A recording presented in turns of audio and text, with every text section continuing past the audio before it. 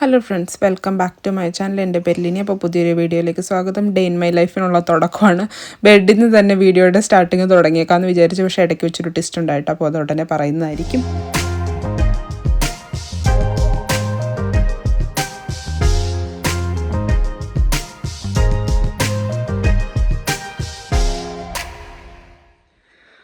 ഒരു day in my ലൈഫൊക്കെ ചെയ്ത് കളയാമെന്ന് കരുതി കട്ടിൽ കിടന്ന് പ്രവേശനമൊക്കെ കാണിച്ചതായിരുന്നു. നല്ല വെട്ടമുണ്ട് കേട്ടോ പുറത്ത്. അപ്പോൾ ഇന്ന് ഓഫ് ഡേ ആണ്, സൺഡേ ആണ്. പ്രത്യേകിച്ച് പരിപാടിയൊന്നുമില്ല എന്ന് വിചാരിച്ചിരിക്കുകയായിരുന്നു. ബ്രേക്ക്ഫാസ്റ്റിന് ഒന്നും തന്നെ ഇല്ല എൻ്റെ കയ്യിൽ. എണീറ്റ് ഇപ്പോൾ ബ്രേക്ക്ഫാസ്റ്റ് ഉണ്ടാക്കണം. അങ്ങനെ ഞാൻ കട്ടിലിൽ തന്നെ കുറേ 8:30 എണീറ്റ് 9:30 ആയിപ്പോൾ സമയം ഏകദേശം. അപ്പോൾ ഇത്രയും സമയം ഞാൻ വീണ്ടും കട്ടിലിൽ വെറുതെ ലേസി ആയിട്ട് കിടക്കുമായിരുന്നു. പെട്ടെന്ന് എണീറ്റ് ഞങ്ങളുടെ റിക്കവറിയുടെ ഗ്രൂപ്പിൽ മെസ്സേജ് നോക്കിയപ്പോൾ കണ്ട് അവർക്കൊരു എക്സ്ട്രാ സ്റ്റാഫിന് ആവശ്യമുണ്ട്, ആരോ സിക്ക് വിളിച്ചെന്ന്. അപ്പോൾ പിന്നെ അതിനൊക്കെ ഒന്ന് റെസ്പോണ്ട് ചെയ്തേക്കാന്ന് വിചാരിച്ചു. ജസ്റ്റ് റിക്കവറിയില്ലേ നമ്മുടെ ഡിപ്പാർട്ട്മെൻറ്റിലേക്ക് ജസ്റ്റ് വിളിച്ച് ചോദിച്ചപ്പോൾ അവർ പറഞ്ഞു അവർക്ക് ഇപ്പോഴും സ്റ്റാഫിന് ആവശ്യമുണ്ടെന്ന് പറഞ്ഞു. എന്നാൽ പിന്നെ ഡ്യൂട്ടിക്ക് പോയെന്ന് വിചാരിച്ചു. ഇന്ന് പ്രത്യേകിച്ച് പ്ലാനൊന്നുമില്ല. എക്സ്ട്രാ ഷിഫ്റ്റ് ഇപ്പോൾ കിട്ടാനായിട്ട് ഭയങ്കര പാടാണ്. അപ്പോൾ ഇന്ന് പ്രത്യേകിച്ച് പ്ലാനൊന്നും ഇല്ലാത്തതുകൊണ്ട് ഷിഫ്റ്റിന് പോയേക്കാമെന്ന് വിചാരിച്ചു. പിന്നെ വേറൊരു കാര്യം എന്ന് പറഞ്ഞിട്ടുണ്ടെങ്കിൽ എൻ്റെ കയ്യിൽ ഫുഡൊന്നും തന്നെ ഇല്ല. ഞാൻ ഒന്നും ഉണ്ടാക്കി വെച്ചിട്ടില്ല. ഉണ്ടാക്കി വെച്ചൊക്കെ ഇന്നലെ തീർന്നു. അപ്പോൾ ഇന്ന് അടുത്ത കുക്കിങ്ങിൻ്റെ പരിപാടി ഇന്ന് തുടങ്ങാമെന്ന് വിചാരിച്ചായിരുന്നു. ഇന്നിപ്പോൾ ഷിഫ്റ്റിന് പോകുന്നതുകൊണ്ട് ഇന്ന് കുക്കിംഗ് നടക്കില്ല. ഇപ്പോൾ ഞാൻ ജസ്റ്റ് എണീറ്റുള്ളൂ എന്ന് ഞാൻ അവരോട് പറഞ്ഞിട്ടുണ്ട്. അപ്പോൾ അവർ പറഞ്ഞ് എപ്പോൾ ചെല്ലാൻ പറ്റുന്നോ അപ്പോൾ ചെന്നാൽ മതി, അപ്പോൾ തൊട്ടുള്ള ടൈമിങ് കിട്ടോളാം. 8 o'clock വൈകുന്നേരം 8 o'clock വരെയാണ് ഷിഫ്റ്റ്. അപ്പോൾ പിന്നെ ഓക്കെ, ജസ്റ്റ് അടിപൊളി നടന്ന് പോയാൽ മതി എന്ന് വിചാരിച്ച്. ബ്രേക്ക്ഫാസ്റ്റിനൊന്നുമില്ല എൻ്റെ കയ്യിൽ. എനിക്ക് ഷോപ്പിങ്ങും ചെയ്യാനുണ്ട്. അപ്പോൾ കിട്ടുന്ന എന്തെങ്കിലും കഴിച്ചിട്ട് വേഗം പോകാനായിട്ട് റെഡി ആയിക്കൊണ്ടിരിക്കും. ബ്രേക്ക്ഫാസ്റ്റിനൊന്നും ഇല്ലാതെ വരുമ്പോൾ എൻ്റെ എപ്പോഴുമായിട്ടുള്ള ഈസി ആയിട്ടുള്ളൊരു ഓപ്ഷനാണ് മുട്ട പുഴുങ്ങിയത്. അതാണ് എൻ്റെ മിക്കപ്പോഴുള്ള സ്ഥിരം ഒരു ബ്രേക്ക്ഫാസ്റ്റ് എന്ന് പറഞ്ഞിട്ടുണ്ടെങ്കിൽ. അപ്പോൾ ആസ് യൂഷ്വൽ മുട്ട പുഴുങ്ങി ബ്രേക്ക്ഫാസ്റ്റ് ആക്കിയേക്കാമെന്ന് വിചാരിച്ചു.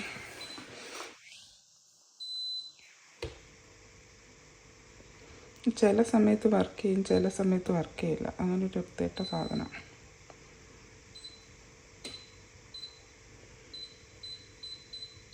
ഇതാവുമ്പോൾ ഞാൻ ശരിക്കും പറഞ്ഞാൽ പല്ല് വെച്ചിട്ട് വരുമ്പോഴേക്കും എൻ്റെ മുട്ടയൊക്കെ റെഡി ആയിട്ടിരുന്നു.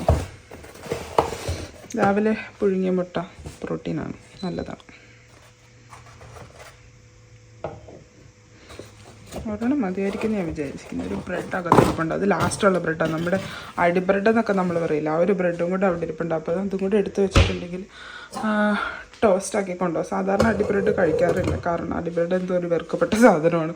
പക്ഷേ ഇന്നിപ്പോൾ വേറെ ഓപ്ഷൻ ഇല്ലാത്തതുകൊണ്ട് അത് കഴിക്കാൻ പോകുന്നത്. അപ്പോൾ നമുക്ക് ബ്രഷ് ചെയ്തിട്ട് വരുമ്പോഴേക്കും നമ്മുടെ മുട്ട പുഴുങ്ങിയത് റെഡി ആയിട്ടിരിക്കും. അങ്ങനെ ഇതിൻ്റെ മുട്ട കിടന്ന് തിളച്ചുകൊണ്ടിരിക്കുക. ഇപ്പോൾ പോകുന്നതിൻ്റെ ഒരു ഫണ്ണി പാട്ടെന്ന് പറഞ്ഞിട്ടുണ്ടെങ്കിൽ എൻ്റെ കയ്യിൽ മുമ്പ് പറഞ്ഞ പോലെ തന്നെ കഴിക്കാനായിട്ടൊന്നുമില്ല. ഈവൻ സ്നാക്സ് പോലും ഇല്ല. നമ്മൾ UK-ലാന്ന് പറഞ്ഞിട്ട് കാര്യമൊന്നുമില്ല. ശമ്പളമുണ്ട്, അടുത്ത് സൂപ്പർ മാർക്കറ്റുണ്ട്. എന്നിരുന്നാൽ പോലും നമ്മുടെ വീട്ടിൽ നിന്ന് നമുക്ക് ഇറങ്ങി അവിടെ വരെ പോകാനായിട്ടുള്ള മടി കൊണ്ട് നമ്മളൊന്നും തന്നെ വാങ്ങിച്ച് വെച്ചിട്ടില്ല. സ്റ്റോക്കൊന്നും ഇല്ല. ഇന്നായിരുന്നു ഞാൻ ഷോപ്പിങ്ങിന് പോകേണ്ടത്. ആക്ച്വലി കറി വെക്കാനുള്ള സാധനങ്ങളൊക്കെ ഉണ്ട് എൻ്റെ കയ്യിൽ, പക്ഷേ എൻ്റെ കയ്യിൽ സ്നാക്സ് ഒന്നും തന്നെ ഇല്ല. അപ്പോൾ അമ്മേ പാപ്പരാസിയിട്ടൂടെ. അപ്പോൾ ടോസ്റ്റും കാപ്പിയൊക്കെ റെഡിയാണ്. പൂള കാപ്പിയുണ്ടോ? പക്ഷെ രാവിലെ കാപ്പി കുടിച്ചില്ലെങ്കിൽ എന്തോ ഒരു കുറവുള്ള പോലെ തോന്നും.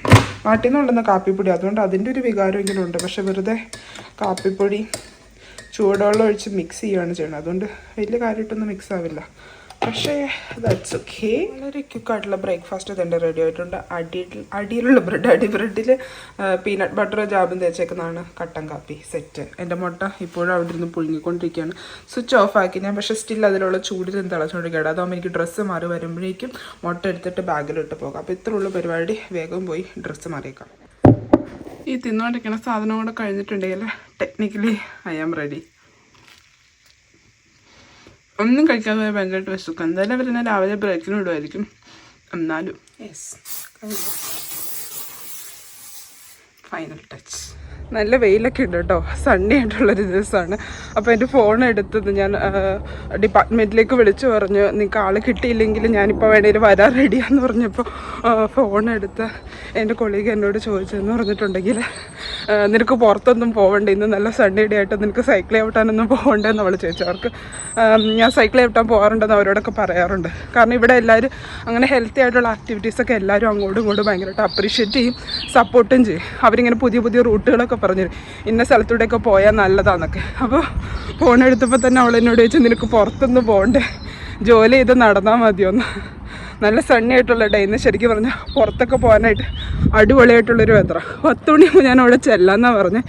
ഇപ്പോൾ കറക്റ്റ് 10 മണി ഈ സമയം. ഞാൻ ജസ്റ്റ് വീട്ടിൽ നിന്ന് ഇറങ്ങിയിട്ടുള്ളൂ. ഇനിയൊരു 10-20 മിനിറ്റോളം നടന്നാലേ എനിക്ക് അവിടെ ചെല്ലാൻ പറ്റുള്ളൂ.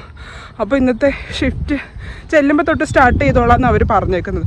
കാരണം ഞാൻ ജസ്റ്റ് കട്ടിലിൽ കിടന്നുകൊണ്ടാണ് ഞാൻ വിളിച്ച് പറഞ്ഞത്, ഇപ്പോഴും സ്റ്റാഫ് കിട്ടിയില്ലെങ്കിൽ ഞാൻ വന്നോളാം. അപ്പോൾ ചെല്ലുമ്പോൾ 10:30 തൊട്ടുള്ള ഷിഫ്റ്റ് സ്റ്റാർട്ട് ചെയ്യും. 10-20 മിനിറ്റ് കൊണ്ട് ഞാനവിടെ നടന്ന് ചെല്ലും. ഒരു 15-20 മിനിറ്റ് കൊണ്ട് നടന്ന് ചെല്ലും. ഞാനിപ്പോൾ വീഡിയോയിങ് നിർത്തിയിട്ടുണ്ടെങ്കിൽ ചെറുതായിട്ട് ജോഗിങ് പോലെ ഓടി തുടങ്ങാമെന്ന് വിചാരിച്ചേക്കണത്. 2 കാര്യങ്ങളുണ്ടെന്ന്, നേരത്തെ അവിടെ ചെല്ലാൻ പറ്റും, അതുപോലെ തന്നെ ഹെൽത്തിയാണ് രാവിലത്തെ ഒരു ജോഗിങ്. അപ്പോൾ 10-20 ആകുമ്പോൾ ഞാൻ അവിടെ ചെന്നിട്ടുണ്ടെങ്കിൽ അത് കഴിഞ്ഞ് എനിക്ക് ഡ്രസ്സ് ചേഞ്ച് ചെയ്യണം. കാരണം നമ്മളിപ്പോൾ നോർമൽ കാഷ്വൽ വെയറിലാണ് പോകുന്നത്. അവിടെ ചെന്നിട്ട് നമുക്ക് സ്ക്രബ്സിലേക്ക് മാറണം. അവർ സ്ക്രബ്സൊക്കെ അലക്കി മടക്കി അവിടെ വെച്ചിട്ടുണ്ടാവും. അവിടെ ചെന്നത് എടുത്തിടുക. അത് കഴിഞ്ഞിട്ട് വേണം നമുക്ക് ഷിഫ്റ്റ് ചെയ്യാൻ. എൻ്റെ അഴിച്ച് പടർത്തിട്ടേക്കണം, മുടിയൊക്കെ ഒന്ന് കെട്ടി ഒതുക്കണം. ജസ്റ്റ് ഒന്ന് പോണിട്ടയിൽ കെട്ടിയാലും മതി. ശരിക്കും പറഞ്ഞാൽ നമ്മുടെ ട്രസ്റ്റിൻ്റെ റൂൾ അനുസരിച്ച് ഷോൾഡറിൻ്റെ താഴേക്ക് മുടി കിടക്കാൻ പാടില്ലെന്ന്, ടൈപ്പ് ചെയ്യണമെന്ന്. അത് പക്ഷേ ഇവിടെ ആരും ഫോളോ ചെയ്യാറില്ല. കാരണം മിക്കവർക്കും തന്നെ ഷോർട്ട് ഹെയർ ഒക്കെ ആയിരിക്കും. ഇപ്പോൾ ഷോൾഡർ വരെയുള്ള മുടിയാണെങ്കിൽ നമുക്ക് അഴിച്ച് പടർത്തിയിടാം, അതിനൊന്നും കുഴപ്പമൊന്നുമില്ല. പിന്നെ അതിൻ്റെ താഴേക്കുള്ള മുടി ടൈപ്പ് ചെയ്യണമെന്ന് അവർ പറയുന്നത്. പക്ഷെ ഇവിടെ എല്ലാവരും പോണിയിട്ടയിലോ അവർക്കിഷ്ടമുള്ള ഘട്ടം. നമ്മുടെ നാട്ടിൽ പണ്ട് നമ്മൾ സ്കൂളിൽ 2ആയിട്ടൊക്കെ പിന്നിട്ടുകൊണ്ടിരുന്നത്, അതുപോലെയൊക്കെ കെട്ടിക്കൊണ്ട് വരും. നമുക്കൊരു ചമ്മൽ കാരണം. പക്ഷെ ഞാൻ ട്രൈ ചെയ്ത് നോക്കും. കഴിഞ്ഞ ദിവസം ഞങ്ങളുടെ വാർഡ് മാനേജർ, ഒരുപാട് പ്രായമുള്ള, എൻ്റെ മമ്മിയുടെ പ്രായമുള്ള സ്ത്രീ, അവർ 2ആയിട്ട് മുടിയൊക്കെ കെട്ടിയായിരുന്നു വന്നേ. അവർക്കൊക്കെ ചെയ്യും. പിന്നെ വൈനോട്ട്. അപ്പോൾ പറഞ്ഞു വന്നതെന്ന് പറഞ്ഞിട്ടുണ്ടെങ്കിൽ നമുക്കിനി അവിടെ ചെല്ലണം, ചേഞ്ച് ചെയ്യണം, അവരുടെ ക്ലോത്ത്സിലേക്ക് മാറണം. പിന്നെ ഈ ചേഞ്ച് ചെയ്യണ സാധനം നമുക്ക് അവിടെ ഉരുട്ടിട്ട് വന്നാൽ മതി കേട്ടോ. അലക്കൊന്നും വേണ്ട, അത് ഭയങ്കര ഒരു ബ്ലെസ്സിങ് ആണ് ഇവിടെ. അപ്പം എല്ലാവരും ചോദിക്കും, നിങ്ങൾക്ക് ഡെയിലി കളർ ഡ്രസ്സ് വേണ്ടേ? അത് എല്ലാ ദിവസവും അലക്കണ്ടേ? പിന്നെ കളർ ഡ്രസ്സ് ആരും എല്ലാ ദിവസവും അലക്കാൻ പോകണം, ഇടയ്ക്കൊക്കെ അലക്കിയാൽ മതി. നമ്മുടെ ഡ്രസ്സല്ലേ, കുറച്ച് പെർഫ്യൂം അടിച്ചാൽ മതി. ഇതിവിടെ വിസ്തേരിയ എന്ന് പറഞ്ഞൊരു പൂവാണ് കേട്ടോ. ഇത് ആക്ച്വലി കുറച്ച് പോർഷനിലേക്കുള്ളൂ. പക്ഷേ ഇവിടെ ചില വീടുകളുടെയൊക്കെ ഫ്രണ്ടിൽ, ചില കെട്ടിടങ്ങളുടെയൊക്കെ ഫ്രണ്ടിൽ ഈ പൂ ഇങ്ങനെ വിരിഞ്ഞ് കിടക്കുന്ന കാണാം. അത് കുറച്ചും കൂടെ കഴിഞ്ഞ് ഒന്ന് സ്ട്രോങ് ആയി കഴിയുമ്പോഴേക്കും ശരിക്കും നല്ലൊരു വിഷ്വലാണ് ഇവിടുത്തെ വിസ്തേരിയ പൂ പൂക്കണത്. എൻ്റെ പ്രൊണൗൺസിയേഷൻ കറക്റ്റ് അല്ല അതിൻ്റെ. എനിവേ ആ വയലറ്റ് കളറുള്ള പൂക്കൾ ചില ബിൽഡിങ്ങിൽ നിന്നൊക്കെ ഇങ്ങനെ തൂങ്ങിക്കിടക്കും. ഒരുപാട് പേര് ഫോട്ടോസ് വീഡിയോസൊക്കെ എടുത്തിടാറുണ്ട് അതിൻ്റെ. UK വന്നു കഴിയുമ്പോൾ ഉള്ള ജീവിതത്തിൻ്റെ ഒരു പ്രത്യേകത എന്ന് പറഞ്ഞിട്ടുണ്ടെങ്കിൽ നമ്മൾ ഡ്രസ്സ് ചെയ്യുന്നത്, ക്ലോത്ത്സ് ഇടുന്നത് വെതർ നോക്കിയിട്ട്. അപ്പോൾ ഇന്ന് ഞാൻ വന്ന വഴിക്ക് അധികം പേരൊന്നും ഇല്ല, സണ്ണി ഡേ ആയതുകൊണ്ട് എല്ലാവരും ഇങ്ങനെ ഡോഗിനെയും കൊണ്ടൊക്കെ വാക്കിങ്ങിന് ഇറങ്ങിയേക്കുന്നവരാണ്, പട്ടിയും കൊണ്ട് നടക്കാനൊക്കെ ഇറങ്ങിയേക്കുന്നവർ മാത്രമേ ഉള്ളൂ വഴിയിലൊക്കെ. അപ്പോൾ അങ്ങനെയുള്ളവരൊക്കെ കാഷ്വൽ വെയർ ആയിട്ടേക്കുന്നത്. കാഷ്വൽ എന്ന് പറഞ്ഞൊരു പ്രോപ്പർ സമ്മർ വെയറാണ് എല്ലാവരും തന്നെ ഇട്ടേക്കുന്നത്. ഞാനും ജസ്റ്റ് ഒരു എന്താ പറയുക, ഫുൾ ലെങ്ത് ഒന്നും ഇല്ലാത്തൊരു ടോപ്പും ജീൻസും ഇട്ടേക്കുന്നത്. അപ്പോൾ ഇവിടെ എല്ലാവരും വെതർ നോക്കി ഡ്രസ്സ് ചെയ്യുള്ളൂ. നമ്മുടെ കുറച്ച് നാൾ കഴിഞ്ഞ് കഴിയുമ്പോൾ നമ്മുടെ സിസ്റ്റത്തിലേക്ക് അത് നോർമലായിട്ട് വരും. പുറത്തേക്ക് ഇറങ്ങുന്നതിന് മുമ്പ് ജസ്റ്റ് നമ്മളൊന്ന് വെതർ നോക്കും. ഓക്കെ, ഇന്ന സമയത്ത് മഴയുണ്ട്, അപ്പോൾ ജാക്കറ്റ് കയ്യിൽ കരുതുന്നതാണ് നല്ലത്. ഞാൻ ഹുഡി എക്സ്ട്രാ എടുത്തിട്ടുണ്ട്. അത് നമ്മുടെ ബാഗിൻ്റെ സൈഡിലത്തെ വള്ളിയിൽ തൂക്കിയിട്ടേക്കുക. ഹുഡിയൊക്കെ ചൂടാവുമ്പോൾ നമുക്ക് ഹുഡിയൊക്കെ ഊരി കൈ പിടിക്കാം. അതായത് ഇപ്പോൾ ചൂടനുസരിച്ച് നമുക്ക് ചേഞ്ച് ചെയ്തുകൊണ്ടിരിക്കുക. പോണ വഴിക്കാ ചൂടെടുക്കുന്നു എന്ന് പറഞ്ഞാൽ നമുക്ക് ഹുഡി ഒരു കൈ പിടിക്കാം. അതിനൊന്നും ആരും അങ്ങനെ വിയേഡായിട്ട് നോക്കുക. നാട്ടിൽ അങ്ങനെയൊന്നും പറ്റത്തില്ലല്ലോ, അതുകൊണ്ട് ജസ്റ്റ് പറഞ്ഞെന്നുള്ളൂ. അപ്പോൾ UK വെതർ ഇസ് ഇമ്പോർട്ടൻറ്റ്. നമ്മൾ പുറത്തേക്ക് ഇറങ്ങുമ്പോൾ ക്ലോത്തിങ് ചെയ്യുമ്പോൾ നമുക്ക് ശരിക്കും പറഞ്ഞാൽ നന്നായിട്ട് വെതറുമായിട്ട് അഡാപ്റ്റഡ് ആയിട്ടുള്ള ക്ലോത്തിങ്സ്. ഇല്ലെങ്കിൽ നമ്മൾ ഇപ്പോൾ വെയിൽ കണ്ടു നമ്മൾ നോർമലായിട്ടുള്ളൊരു ടീഷർട്ടും ജീൻസും ഒക്കെ എടുത്തിട്ടുണ്ട് ഇറങ്ങി, കുറച്ച് കഴിയുമ്പോഴായിരിക്കും ആ വെയിൽ മാറി മഴയാവുന്നത്. അപ്പോൾ നമ്മൾ മുഴുവൻ നനഞ്ഞു കുളിക്കും. ഇവിടെ നനയുന്നൊന്നും ഒരു പ്രശ്നമുള്ള കാര്യമല്ല. എന്നിരുന്നാൽ പോലും എല്ലാവരും വെതർ അനുസരിച്ച് ക്ലോത്ത്സ് കയ്യിൽ കരുതാനോ അതനുസരിച്ച് ധരിക്കാനോ ഇവിടെ ശ്രദ്ധിക്കാറുണ്ട് കേട്ടോ. അപ്പോൾ ഏറെക്കുറെ അടുത്തെത്താറായിട്ടുണ്ട്. ഞാൻ വിചാരിച്ച 10:15 എത്തുമായിരിക്കുന്നു, പക്ഷെ എത്തില്ല. 10-11 ഇപ്പോൾ സമയം. 10:30 തന്നെ കയറുന്നതായിരിക്കും ഏറ്റവും ഉചിതമെന്ന് എനിക്ക് തോന്നുന്നു. 10 പറഞ്ഞാൽ മതിയായിരുന്നു. ഒരു ആവേശത്തിൻ്റെ പുറത്ത് 10 മണിയെന്ന് പറഞ്ഞു. പക്ഷെ ഒരു കുഴപ്പമില്ല, വരുന്നോടം തൊട്ടുള്ള ടൈം കൂട്ടിക്കോളാം എന്ന് അവർ പറഞ്ഞത്, അതുകൊണ്ട് കുഴപ്പമില്ലായിരിക്കും. ഞാൻ ഏകദേശം ഏറെക്കുറെ എത്തി. ഇനി ഒരു ചെറിയൊരു കാട് പോലെ ഉണ്ട് ഓൺ ദ വേയിൽ. ആ കാട് കടന്ന് അപ്പുറത്ത് ഇറങ്ങിയിട്ടുണ്ട്. ഈ കാടെന്ന് പറയുമ്പോൾ മാത്രമൊന്നുമില്ല, എന്നാലും ചെറിയൊരു മരങ്ങളൊക്കെ നിൽക്കുന്നൊരു സ്ഥലം. അതൊരു ചെറിയൊരു കുന്ന് പോലെയാണ്. ആ കുന്നങ്ങോട്ട് കയറി ഇറങ്ങി കഴിഞ്ഞിട്ടുണ്ടെങ്കിൽ അപ്പുറത്ത് നമ്മുടെ M4 റോഡാണ്. ആ റോഡ് ക്രോസ് ചെയ്ത അപ്പുറത്തെ സൈഡിലാണ് ഹോസ്പിറ്റൽ ഇരിക്കുന്നത്. ഹോസ്പിറ്റൽ കാണുമ്പോൾ നമ്മൾ വിചാരിക്കും ഓക്കെ എത്തി, destination is here. But still കുറേ ദൂരം കൂടെ നടക്കാനുണ്ട്. ഹോസ്പിറ്റൽ വലിയൊരു കോമ്പൗണ്ടിനകത്തായിരിക്കുന്നത്. പോരാത്തതിന് വലിയൊരു ഹോസ്പിറ്റലായതുകൊണ്ട് ബിൽഡിങ്ങിനകത്ത് കയറി കഴിഞ്ഞാൽ അതിൻ്റെ ഏറ്റവും മൂലയ്ക്കാണ് നമ്മുടെ ഡിപ്പാർട്ട്മെൻറ്റ് ഇരിക്കുന്നത്. അവിടെ പിന്നെ നടന്നെത്തുക എന്ന് പറഞ്ഞാൽ ഒരു ടാസ്ക്കാണ്. ഇതിന് മുന്നത്തെ വീഡിയോയിൽ ഞാൻ പറഞ്ഞായിരുന്നു പല വില കൂടിയ കാറുകളും വണ്ടികളും എല്ലാം റോഡിൻ്റെ പുറത്ത് വെറുതെ നിരത്തിയിടുക ചെയ്യാറ്. പ്രത്യേകിച്ചൊരു കാർ പാർക്ക് എന്ന് പറഞ്ഞൊരു സ്പേസ് ഇവിടെ ഇല്ലെന്ന്. ഈ പുറകിൽ കാണുന്നതെല്ലാം അതിൻ്റെ എക്സാമ്പിളാണ്. ഈ കിടക്കുന്നതെല്ലാം ആ വീടുകളിലുള്ളവരുടെ കാറുകളായിരിക്കും. കാറുകളല്ലാതെ ക്യാരവാന് വലിയ വലിയ വണ്ടികളെല്ലാം ഉണ്ട്. അതൊക്കെ ഓൺ പ്രോപ്പർട്ടിയാണ്. പക്ഷേ പ്രോപ്പറായിട്ടുള്ളൊരു കാർ പാർക്കെന്ന് അങ്ങനെ പറഞ്ഞൊരു സ്പേസ് ഇല്ലാത്തത് കൊണ്ട് അവർ ജസ്റ്റ് ഇങ്ങനെ പുറത്താണ് വിടാറ്. കാറൊന്നും അങ്ങനെ അധികം അടിച്ചുകൊണ്ട് പോകുന്ന സെറ്റപ്പൊന്നും ഇല്ല. അതിനുള്ള ടെക്നോളജി ഇവിടെ ഉള്ളവർക്ക് അറിയില്ലെന്ന് തോന്നുന്നു. അങ്ങനെ ഞാൻ മുന്നേ പറഞ്ഞ കാടിനകത്തേക്ക് കയറി. ചെറിയൊരു കുന്ന. കഴിഞ്ഞ ദിവസമൊക്കെ മഴയൊക്കെ പെയ്തുകൊണ്ട് സ്ലിപ്പറി ആയിട്ട് കിടക്കുക. ഇതിനു മുമ്പ് വീണ ഒരു ഷോർട്ട്സ് ഞാൻ ഇട്ടിട്ടുണ്ടായിരുന്നു. ഇവിടെയാണ് വീണത്. കാട് ക്രോസ് ചെയ്ത് കഴിയുമ്പം M4 കാണാമെന്ന് പറഞ്ഞതാണ് കേട്ടോ. ഇവിടെ വള്ളിയൊക്കെ കെട്ടി വെച്ചിട്ടുണ്ട്. മഴ സ്ലിപ്പറി ആയി കഴിയുമ്പോൾ പിടിച്ച് കയറാനായിട്ട്. അതാണ് നമ്മുടെ സംരംഭം. ഇവിടെ ഇനി റോഡ് ക്രോസ് ചെയ്യണം. ഞാനിവിടെ ഞെക്കാതെ കടക്കാൻ ശ്രമിച്ചിട്ടുണ്ട്, പക്ഷെ അത് ഡേഞ്ചറസാണ്. പെട്ടെന്ന് സിഗ്നൽ മാറും.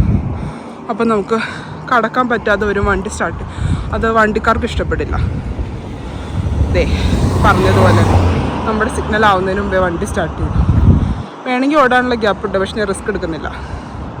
പൂക്കൾ വിരിഞ്ഞ് നിൽക്കുന്നത് എൻ്റെ വീഡിയോസിലൊക്കെ ഞാൻ കാണിക്കാറുണ്ട്. എനിക്ക് ഭയങ്കര ഇഷ്ടമുള്ളൊരു കാര്യമായിട്ട് ഈ പൂക്കളിങ്ങനെ. ചെറിയ പൂക്കൾ ആക്ച്വലി, പക്ഷെ നല്ല രസമാണ് കാണാനായിട്ട്.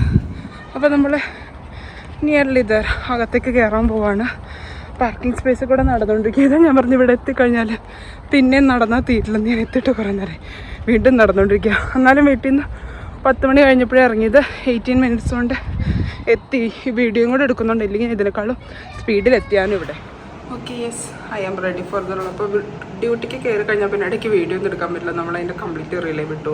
ഷിഫ്റ്റിലേക്ക് കയറി കഴിഞ്ഞാൽ അതിൻ്റെ ഒഴുക്കിലേക്ക് അങ്ങ് കയറുക വെച്ചിട്ടുണ്ടെങ്കിൽ ഇപ്പോൾ ബ്രേക്കിനൊക്കെ ഇറങ്ങുമ്പോൾ വീഡിയോ എടുക്കാൻ പറ്റുള്ളൂ. കാരണം ഹോസ്പിറ്റലിലും പേഷ്യൻസുമായിട്ട് എക്സ്പോസ് ചെയ്യുന്ന ഓരോ സ്ഥലങ്ങൾ നമ്മൾ വീഡിയോ എടുക്കാൻ പാടില്ലെന്നാണ് റൂള്.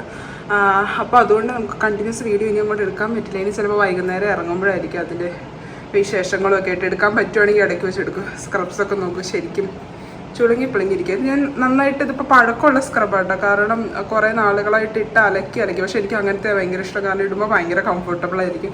പുതിയത് വന്ന് ഭയങ്കര സ്റ്റിഫായിട്ടിരിക്കും. പക്ഷേ ഇതിപ്പോൾ ചപ്പിളി പടിയായിട്ട് ഒരു വൃത്തിയില്ലാണ്ടായിരിക്കണം. പക്ഷേ ഡ്യൂട്ടിക്ക് കയറി. അപ്പോൾ നമ്മൾ പറഞ്ഞതുപോലെ നമ്മൾ ഡ്യൂട്ടിയുടെ ഫ്ലോയിലേക്ക് ചെന്ന് കയറി. ഉച്ചയ്ക്ക് പിന്നെ ബ്രേക്കിനായിട്ടാണ് നമ്മൾ ഇറങ്ങിയത്. രാവിലെ ഞാൻ ബ്രേക്കിന് പോയില്ല, കാരണം ഓൾറെഡി ലേറ്റ് ആയിട്ടാണല്ലോ ചെന്നത്. പിന്നെ ബ്രേക്കിന് പോകേണ്ട കാര്യമില്ലല്ലോ എന്ന് വിചാരിച്ച് രാവിലെ ഞാൻ ബ്രേക്കിന് പോയില്ല. അപ്പോൾ ഉച്ചയ്ക്കത്തെ ബ്രേക്കിന് വേണ്ടിയിട്ടാണ് നമ്മൾ ഇറങ്ങിയത്. അപ്പോൾ ഇതാണ് നമ്മുടെ ലഞ്ച്.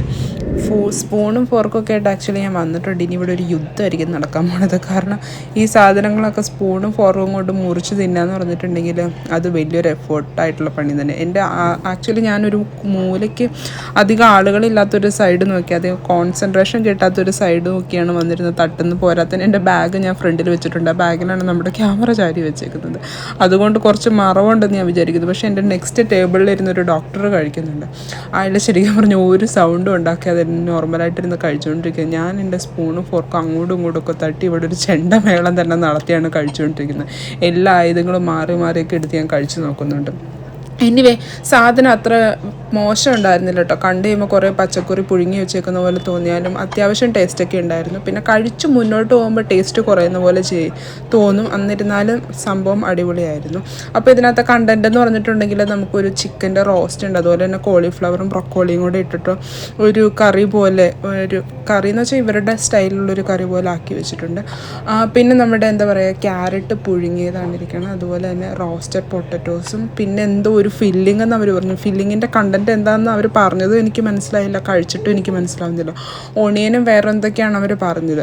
എനിവേ സംഭവം കുഴപ്പമൊന്നും ഉണ്ടായിരുന്നില്ല, ടേസ്റ്റൊക്കെ ഉണ്ടായിരുന്നു. അപ്പോൾ നമ്മൾക്ക് ഇവിടെ വിസിറ്റേഴ്സിൻ്റെ റേറ്റും സ്റ്റാഫിൻ്റെ റേറ്റും ഡിഫറെൻ്റ് ആയിരുന്നു. ഇവർ പുതിയതായിട്ട് റെനോവേറ്റ് ചെയ്തെടുത്തു. അപ്പം എനിക്ക് തോന്നുന്നു മെനു ഒക്കെ കംപ്ലീറ്റ് ആയിട്ട് മാറ്റിയും തോന്നി. ഈ മെനു ഒന്നും ഇതിനു മുമ്പ് ഞാൻ കണ്ടിട്ടില്ല. റെഗുലറായിട്ട് ഞാൻ പോവാറില്ല താഴെ ക്യാൻറ്റീനിൽ, എന്നാൽ ഇടയ്ക്ക് പോകുമ്പോഴൊന്നും ഇങ്ങനൊരു മെനു ഇതിനു മുമ്പ് കണ്ടിട്ടില്ല. മെനു ഒക്കെ അവർ ഒന്നുകൂടി മോഡിഫൈ ചെയ്തെടുത്തിട്ടുണ്ട്. എനിവേ കൊള്ളാം. അപ്പം നമ്മുടെ സ്റ്റാഫിനൊരു 20% ഡിസ്കൗണ്ടാണ് നമുക്ക് ഇവിടെ കിട്ടുന്നത്. 20% ഡിസ്കൗണ്ട് എന്ന് പറഞ്ഞാൽ വലിയ കാര്യമായിട്ടൊന്നുമില്ല കേട്ടോ. നോർമലായിട്ടുള്ള ആളുകൾക്ക് ഒരു 6 pound ആയിരിക്കും വരുന്നത്. എനിക്ക് 5.40 അങ്ങനെ എന്താണ് എനിക്ക് റേറ്റ് വന്നത്. പിന്നെ 5.40 ഇത്രയും ഫുഡ് കിട്ടുക എന്ന് പറഞ്ഞിട്ടുണ്ടെങ്കിൽ അത് ഇവിടുത്തെ വലിയ കുഴപ്പമില്ലാത്തൊരു ഡീലാണെന്ന് എനിക്ക് തോന്നുന്നു. കാരണം പുറത്തുനിന്ന് ഇറങ്ങിയാൽ 5.40 അത്ര വലിയൊരു ഡീലൊന്നും നമുക്ക് പൊതുവേ ഉള്ള സ്ഥലങ്ങളിലൊന്നും കിട്ടാറില്ല. സ്വീഡൻ എന്ന് പറഞ്ഞിട്ടുണ്ടെങ്കിൽ ഫുഡ് ചോയ്സിന് വളരെ മോശമായിട്ടുള്ളൊരു സ്ഥലമാണ്. നമുക്ക് ഇന്ത്യൻ ഫുഡൊക്കെ കിട്ടുക എന്ന് പറഞ്ഞിട്ടുണ്ടെങ്കിൽ അത്ര വലിയ ടേസ്റ്റ് ഉള്ളതോ അല്ലെങ്കിൽ അത്ര ചോയ്സിലൊന്നും നമുക്ക് കിട്ടാറില്ല. മിക്ക ഇന്ത്യൻ ഷോപ്പുകളും നോർത്ത് ഇന്ത്യൻ ഷോപ്പുകളൊക്കെയാണ്. സൗത്ത് ഇന്ത്യൻ ആയിട്ടൊരു 1-2 ഷോപ്പുണ്ട്. അവിടെയാണെങ്കിൽ നമുക്ക് നമ്മുടെ പ്രോപ്പറായിട്ടുള്ള ഒരു ഓപ്ഷനൊന്നും കിട്ടില്ല. അത് തമിഴ്നാട്ടിൽ നിന്നുള്ളവർ നടത്തുന്നത്. അപ്പം ബിരിയാണി, ഫ്രൈഡ് റൈസ് അങ്ങനെയുള്ളതൊക്കെ കിട്ടും. എന്നിരുന്നാൽ പോലും നമുക്കിപ്പോൾ ഒരു പെട്ടെന്നൊരു ക്രേവിങ്സ് വന്ന് കുറച്ച് അപ്പോ അല്ലെങ്കിൽ കുറച്ച് കപ്പ അങ്ങനെയൊക്കെ വാങ്ങിച്ച് കഴിക്കണം എന്നുണ്ടെങ്കിൽ അതിന് നല്ലൊരു ഓപ്ഷൻ അല്ല സ്വീഡൻ ശരിക്കും പറഞ്ഞിട്ടുണ്ടെങ്കിൽ. ഒരു ടിപ്പിക്കൽ ഇംഗ്ലീഷ് വില്ലേജാണ്. അത് കുറച്ചും കൂടെയൊക്കെ ഒന്ന് ഡെവലപ്ഡ് ആയിട്ട് വരുന്നുണ്ട്. എന്നിരുന്നാൽ കൂടിയും ഫുഡിൻ്റെയൊക്കെ കാര്യത്തിൽ നമുക്ക് ഓപ്ഷൻസ് വളരെ കുറവാണ് ഇവിടെ. അപ്പോൾ ഇന്നത്തെ എൻ്റെ ഒരു ഷിഫ്റ്റ് എന്ന് പറഞ്ഞിട്ടുണ്ടെങ്കിൽ ലക്കിൽ കിട്ടിയൊരു ഷിഫ്റ്റാട്ടോ. ഞാൻ പറഞ്ഞ പോലെ രാവിലെ സിക്ക് വന്നതുകൊണ്ട് മാത്രം കിട്ടിയൊരു ഷിഫ്റ്റാണ്. അപ്പം നമ്മുടെ റിക്കവറി എന്ന് പറഞ്ഞിട്ടുണ്ടെങ്കിൽ, അതായത് നമ്മൾ വർക്ക് ചെയ്യുന്ന ഡിപ്പാർട്ട്മെൻറ്റ് എന്ന് പറഞ്ഞിട്ടുണ്ടെങ്കിൽ സ്പെഷ്യൽ എൻഹാൻസ്ഡ് പേ ഉള്ള സ്ഥലമാണ്. അപ്പോൾ അത്യാവശ്യം നല്ലൊരു പേയ്മെൻറ്റ് നമുക്ക് കിട്ടും. അങ്ങനെ നമ്മുടെ ഫുഡൊക്കെ കഴിച്ചു തുടങ്ങി നമ്മുടെ പ്ലേറ്റ് എൻഡിൽ ഇങ്ങനെയാണ് ഇരിക്കുന്നത്. പിന്നീട് വീണ്ടും വീഡിയോ എടുക്കാൻ നമുക്ക് അവസരം കിട്ടിയില്ല. അപ്പോൾ ഡ്യൂട്ടി കഴിഞ്ഞ് നമ്മൾ ഇറങ്ങാൻ തുടങ്ങും. ഇപ്പം നമ്മൾ ഷിഫ്റ്റൊക്കെ കഴിഞ്ഞ് വീട്ടിലെത്തിയിട്ടുണ്ട്. അടുത്ത 2-3 ദിവസത്തേക്കൊക്കെ ഇനി വീണ്ടും ഷിഫ്റ്റാണ്. 2-3 ദിവസത്തേക്കല്ല, നാളെ എഗെയിൻ ഡേ ഷിഫ്റ്റ് കഴിഞ്ഞിട്ടുണ്ടെങ്കിൽ പിന്നെ നമുക്കൊരു നൈറ്റ് ഷിഫ്റ്റ്. അപ്പം നാളെ എന്തെങ്കിലും കഴിക്കാൻ കൊണ്ടുപോകാനായിട്ട് ഉണ്ടാക്കണം. അല്ലെങ്കിൽ നമ്മൾ ഇന്ന് കഴിച്ചതുപോലെ താഴെ ക്യാൻറ്റീനിൽ പോയി കഴിക്കേണ്ടി വരും. വൺസിൻ്റെ വയലൊക്കെ താഴെ ക്യാൻറ്റീനിൽ പോയി വെറൈറ്റി ആയിട്ടുള്ള ഫുഡ് ട്രൈ ചെയ്യുന്നത് നല്ലതാണ്, കുഴപ്പമില്ല. പക്ഷേ എല്ലാ ദിവസവും പോയി കഴിക്കുമ്പം എക്സ്പെൻസീവുമാണ്. അതനുസരിച്ച് നമ്മളെപ്പോഴും നമ്മൾ സ്വന്തമായിട്ട് ഉണ്ടാക്കി കഴിക്കുന്നത് തന്നെയാണ് എനിക്ക് ഏറ്റവും ഞാൻ പ്രിഫർ ചെയ്യുന്ന അതാണ്. വൺസിനെ വരെ പുറത്തുനിന്ന് കഴിക്കുന്നത് എനിക്കിഷ്ടമാണ്, അല്ലെങ്കിൽ ഞാൻ തന്നെ ഉണ്ടാക്കി കഴിക്കുന്നതാണ് എനിക്കിഷ്ടം. അപ്പോൾ നാളത്തേക്കുള്ള ഫുഡ് റെഡി ആക്കണം. പിന്നെ അത് കഴിഞ്ഞിട്ട് ദിവസം എനിക്ക് നൈറ്റാണ്. അപ്പം എനിക്ക് അതായത് നൈറ്റിന് പോകുന്നതിന് മുമ്പ് എനിക്ക് ഫുഡ് ഉണ്ടാക്കി 2-3 ദിവസത്തേക്ക് അടുപ്പിച്ച് ഫുഡ് ഉണ്ടാക്കി വെക്കാനായിട്ട് എനിക്ക് പറ്റും. പക്ഷേ നാളെ കൊണ്ടുപോകാനുള്ള എന്തെങ്കിലും ഒന്ന് തട്ടിക്കൊണ്ട്, അതിപ്പോൾ പച്ചക്കറി അതിനെ പുഴുങ്ങി ഇളക്കേണ്ടി വരുന്ന എനിക്ക് തോന്നുന്നു. കാരണം ചോറ് വെച്ച് വെക്കാനുള്ള സമയമൊക്കെ ഉണ്ട്, പക്ഷേ എന്തോ ഒരു മടി പോലെ. അപ്പോൾ എനിവേ ഇന്നത്തെ വീഡിയോ ഇഷ്ടപ്പെട്ടു എന്ന് വിചാരിക്കുന്നു. ഫുഡ് ഉണ്ടാക്കി കഴിക്കുന്നതോടുകൂടി ഇന്നത്തെ ദിവസം ക്ലോസ് ചെയ്യുന്നതാണ്. പിന്നെ സമയം ഉണ്ടാവുമെന്ന് എനിക്ക് തോന്നുന്നില്ല. സമയം ഉണ്ടെങ്കിൽ കുറച്ച് നെറ്റ്ഫ്ലിക്സോ അങ്ങനെ എന്തെങ്കിലുമൊക്കെ കണ്ടുകൊണ്ടിരുന്നാൽ കൊള്ളാമെന്നുണ്ട്. എനിവേ ഇന്നത്തെ വീഡിയോ ഇഷ്ടപ്പെട്ടു എന്ന് വിചാരിക്കുന്നു. അപ്പോൾ വീഡിയോ ഇഷ്ടപ്പെട്ടാൽ ലൈക്ക്, ഷെയർ, കമൻറ്റ് ഒന്നും ചെയ്യാൻ മറക്കരുത്. അതുപോലെ തന്നെ വീഡിയോസിൽ ആളുകൾ ഡൗട്ട് ചെയ്യിക്കുന്നുണ്ട്. അപ്പോൾ എല്ലാ ഡൗട്ടും എനിക്ക് അറിയില്ല. അപ്പോൾ അറിയാവുന്നവർ കമൻറ്റ് ചെയ്തിട്ടുണ്ടെങ്കിൽ വളരെ സന്തോഷം കേട്ടോ. നമുക്ക് എല്ലാം കറക്റ്റായിട്ട് അറിയണമെന്നില്ല. അപ്പം നമ്മളെക്കാളും അറിയാവുന്നവരുണ്ടെങ്കിൽ നല്ല എന്തായാലും തീർച്ചയായിട്ടും ഉണ്ടാവും. അപ്പോൾ അറിയാവുന്നവർ ഒന്ന് കമൻറ്റ് ചെയ്തിട്ടുണ്ടെങ്കിൽ നമുക്ക് എല്ലാവർക്കും അത് ഹെൽപ്ഫുള്ളാണ്. നോളജ് ഗെയിൻ ചെയ്യാനായിട്ട് അത് ഹെൽപ്ഫുള്ളാണ്. അപ്പോൾ പുതിയൊരു വീഡിയോ ആയിട്ട് കാണുന്നത് വരെ ബൈ ബൈ.